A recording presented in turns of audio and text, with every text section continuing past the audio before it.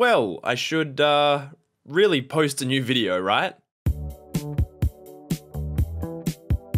2019 kind of snuck up real fast, and would you look at that, I haven't posted a new video since November. This is taking a long time, but it's still coming. Anyway, new year, new me. Actually, new year, same me, more content, more views, maybe? That would be nice. 2018 was a pretty great year for movies. Actually, scratch that. 2018 was a phenomenal year for movies, and so I figured as a way to celebrate just some of what 2018 had to offer, and to post a new goddamn video, I want to talk about 5 scenes that totally got to me. Now, these are not my 5 favourite scenes from my 5 favourite movies of 2018, or 4 movies and 1 game. These are 5 scenes from movies and a game that I love but don't plan on ever giving full videos as much as I want to, because boy did we get a ton of bangers in 2018 that I need to talk about.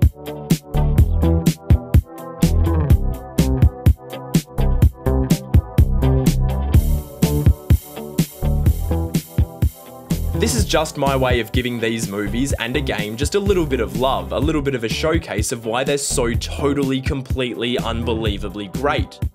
And because I know how much it sucks to have to skip out on a video because you haven't seen a movie, let's avoid that happening. While you totally should have seen all 5 of these movies, you need to see all 5 of these movies, well, 4 movies in a game, I'd hate to spoil them for you in any way, so I'll throw up a time code to skip to at the start of the next segment each time, so you can just dodge what you don't know and keep rolling. Yo, it's okay, don't thank me all at once, I'm just a man of the people. Just start the goddamn video! Alright, let's do this.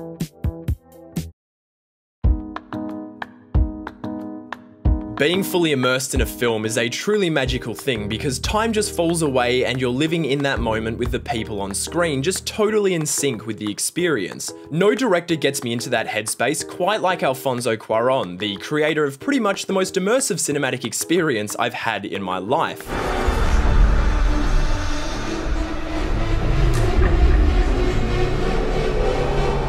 5 years later, he's back and just guiding us into becoming one with this beautifully organic black and white ode to the women who give everything they have to raising us.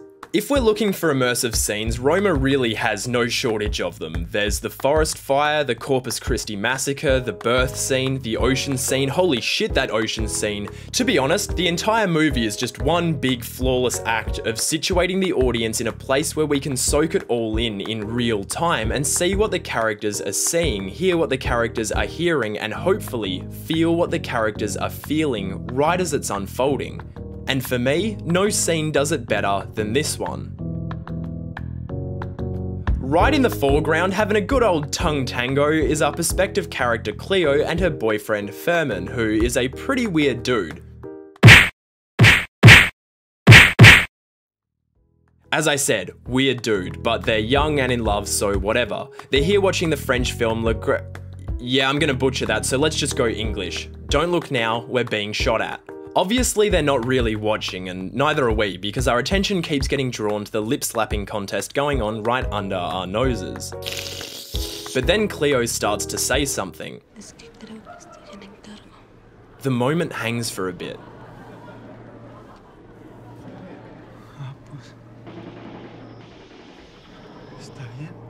Okay, cool. Furman is happy. Cleo is happy. We're happy for them. That's wonderful. And now we're back to watching the movie. Yep, all is well. Furman gets up to use the bathroom. No worries, Cleo just sits back and enjoys the movie, and so do we. There's a bit of laughter as the heroes on screen succeed. It's all good fun. And we're still watching. And watching. And watching. Cleo turns around to check if Furman is on his way back yet. Nope. Okay, back to the movie. But it ends. The credits roll. People start to leave, and Furman hasn't returned. And that's when it hits. He's not coming back. In real time, we see this kind, caring, loving woman just totally abandoned by her partner, and the realization that he's never coming back sets in. Our hearts break for Cleo in this moment because our panic and confusion and sadness play out in sync with her own. Cuarón even cues us in early to what Furman is planning with the rising howl of the crashing plane on screen, but the cinema setting is so relaxed and unassuming that we think nothing of Furman dipping until it hits us that he's dipped for good.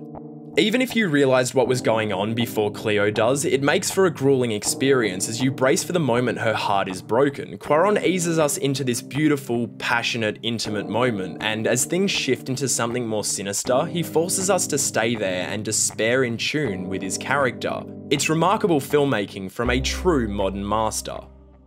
If we want to move away from heartbreak and hurt, which is always an exciting way to start a video, let's take a look at something a bit more triumphant and uplifting, something like the live performance of Shallow in A Star Is Born.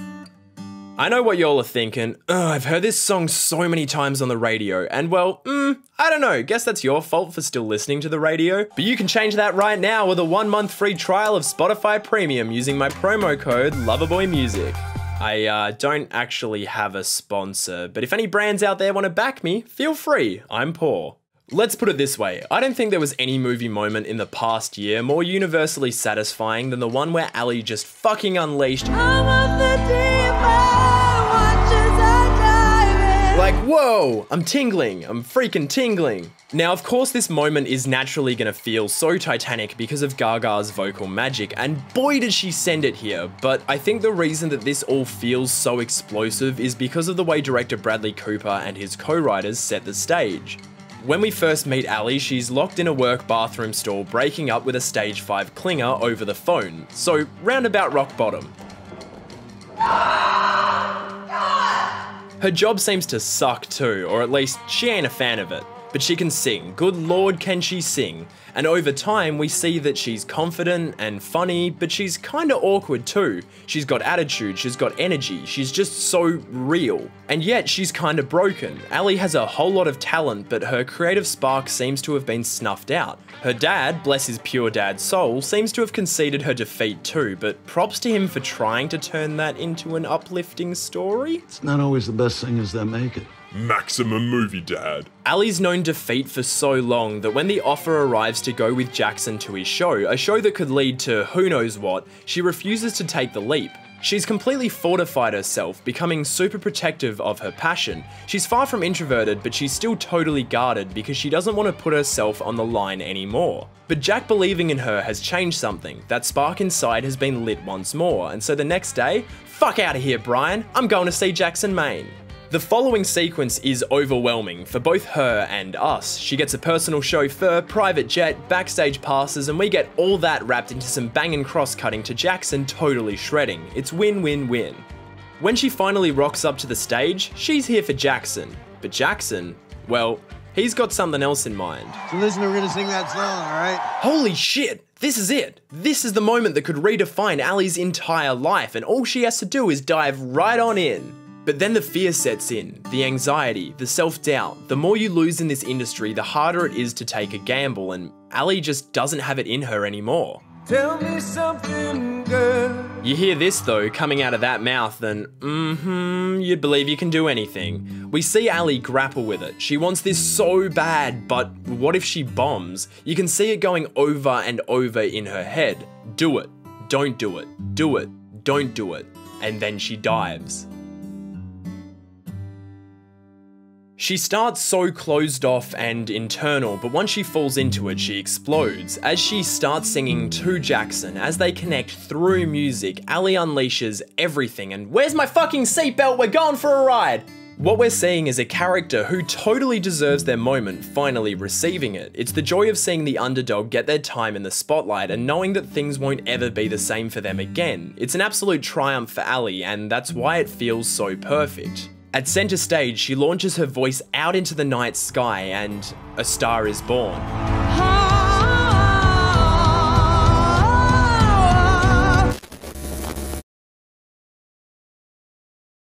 Now let's take a look at a movie that's a little more, bleak, I guess.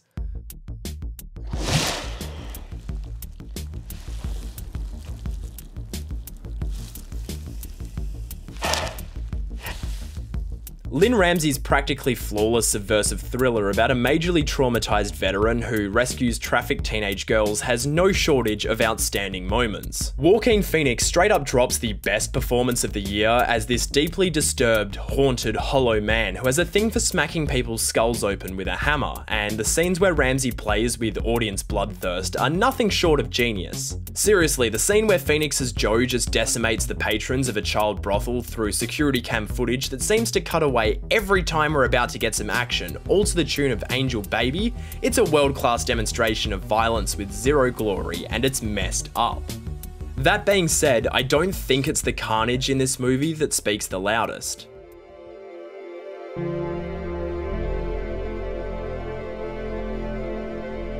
As his latest job goes wrong and begins to spiral out of control, Joe discovers that his mother's life is in danger and speeds back home, but he's too late.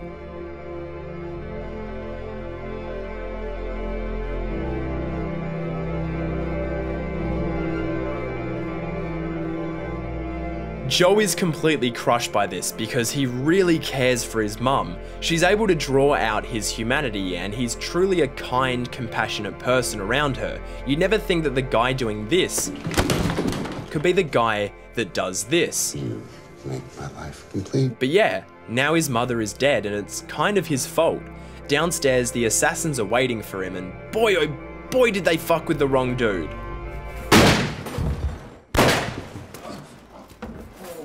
One dies instantly, but the second starts pathetically dragging himself away from Joe into the kitchen, and Joe just looks on dispassionately as the terrified hitman tries to move. The sound of his skin squeaking against the lino flooring is, it's just sad. Joe is pissed off and he lays into the dude for information on who screwed him over. A little bit of brutality later, he has the info he needs, and now Joe just has some guy lying in a pool of his own blood on the kitchen floor, barely breathing. And I tell you right now, few movies I've seen in, well, ever, let alone a genre movie like this, have ever cracked into the fear of death in the way You Were Never Really Here does in this moment. Violence in this movie is blunt and unsatisfying. It's not cathartic, it's practical. It's shitty. It's not rewarding or entertaining, it's unfair, unearned, and it's never a pretty thing. And this scene delivers violence in the cruelest of ways. We're used to seeing our heroes dispatch their enemies, and we're used to getting a kick out of that. But here, no. It's just some young dude bleeding out on the floor. Yeah, he's a killer himself, but right now he's just a person who's terrified of dying.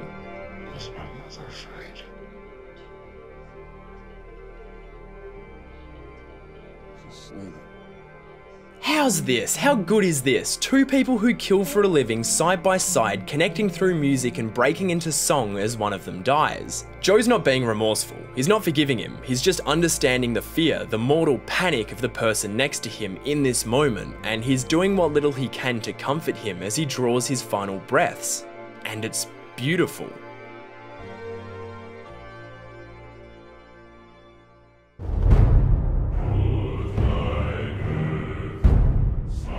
Hot damn son, let's continue this chain of ultra-violent slices of storytelling that aren't afraid to go tender with the 2018 masterpiece that made that very contrast its greatest triumph.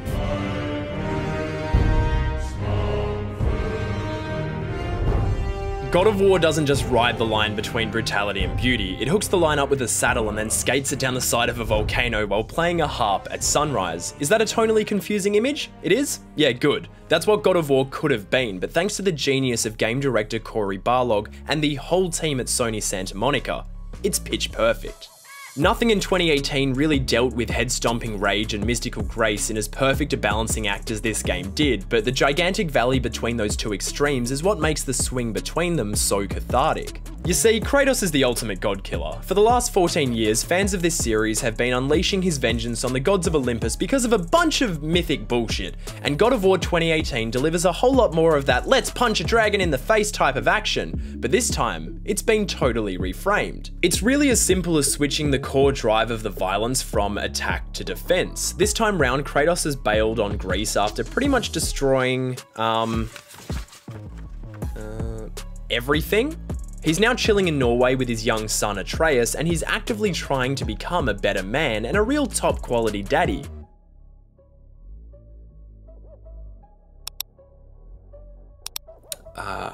I'm sorry for that one. After his second wife checks out of being alive, Kratos sets out with Atreus to fulfill her final wish to have her ashes scattered from the highest peak in the Nordic 9 realms, and that's easier said than done when literally everyone wants to kill them. Obviously, old mate Executioner over here doesn't have a problem with dispatching anyone that wants to fuck with him, but Junior isn't as well versed in the art of murder as his pops. At the start of the game, Atreus can't even kill a deer. He can pop an arrow in at long range, no issue, but when it comes to finishing the job up close, sorry dad, no can do. He's just not ready yet, but with his father's guidance, he gets it done, and Kratos connects with his son in the only way he knows how: violence. I really love that part, but the scene that breaks me is this one.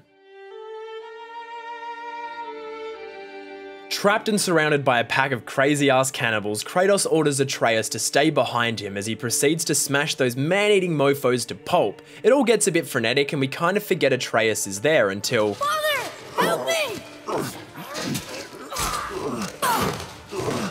Atreus!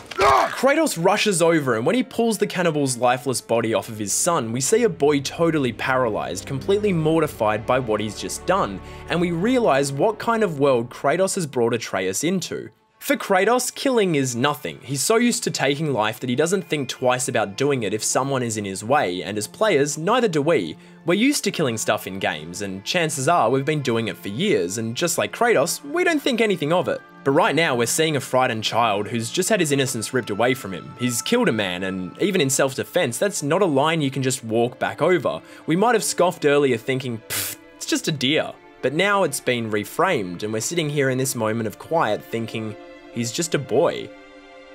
Bravo, God of War, bravo. Is that everything? I feel like that was everything. It's 1, 2, 3, 4, 5. Oh wait. That's the big one. Nearly forgot.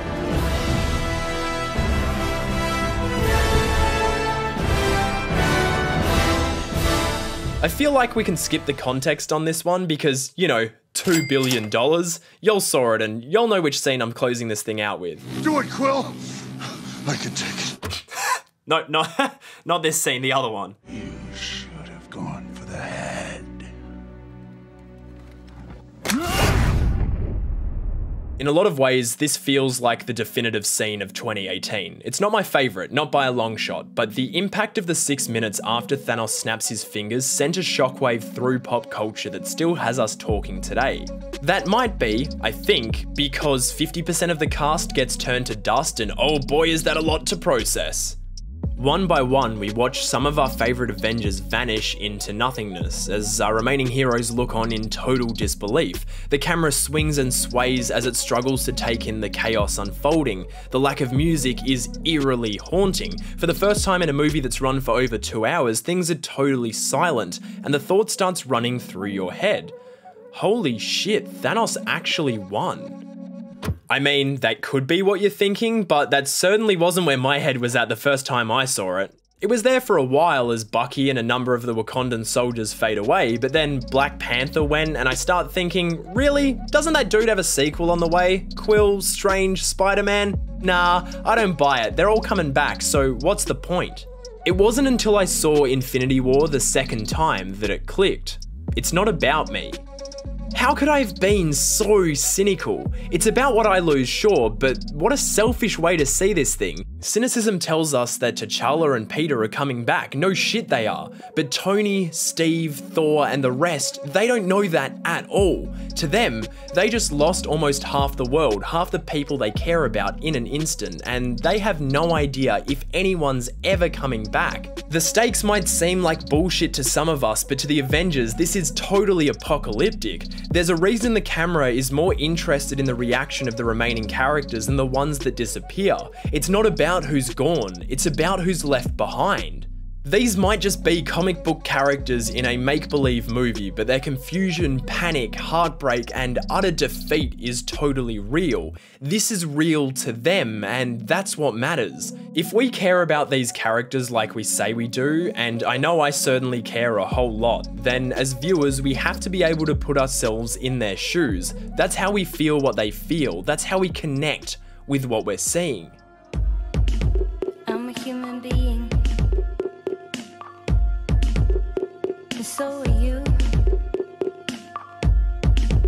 My heart can't stop beating. Don't know what to do. Cinema is a vehicle for empathy. It holds a mirror up to us in the world that we live in and asks that we try to understand what we see reflected back at us. Sometimes you're going to see something in that reflection that seems weird or foreign or feels like you can't relate to it at all. But the point of empathy is that it allows us to try. I doubt many of us can say we've been through any of the situations we've looked at in these 5 perfect scenes, but the emotions of the characters living through them are something we can all understand in some way.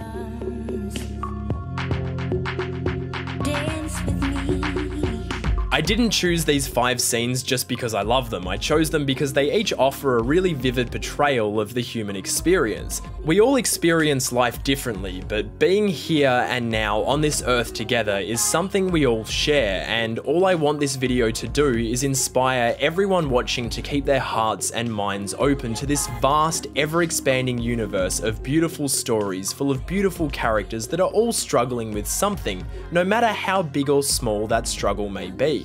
It's easy to sit there and build up an emotional barrier to the world around you, but the way I see it, we gotta break that barrier down and let the empathy flow through, because it's kind of a waste if you only ever see the world from your own point of view. Who knows, if you open up to what others are going through, you might start understanding a little more about yourself, and that's always a good thing. So here's to a 2019 with a touch more empathy. The world could do with it right now.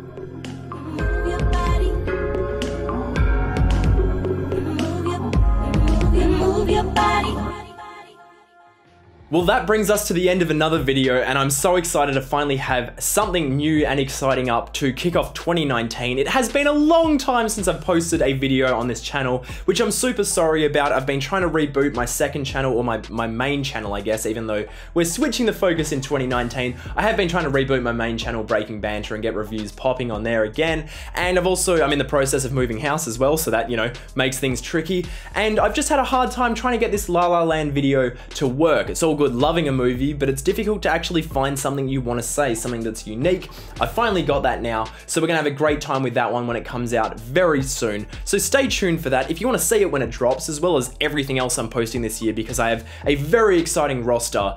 You should subscribe to Loverboy Media down there somewhere. You can also follow me on Twitter at Loverboy Media and on Instagram at the links in the description. If you guys want to share these videos with your friends, feel free to do so, because that helps me out so much. The best way to help spread these videos around is to send them to the people that you think will be interested. That is just mwah, mwah, mwah, mwah. And of course, you can check out our Patreon if you have not done so already. Thank you so much to everyone who has pledged. I'm hoping that the rewards that I'm offering are of some value to you. I'm trying to make the best kind of system I can on there. I've got some exciting new stuff on the way. Thank you so much for supporting this channel, for supporting what I do, and I will see you guys in the next video.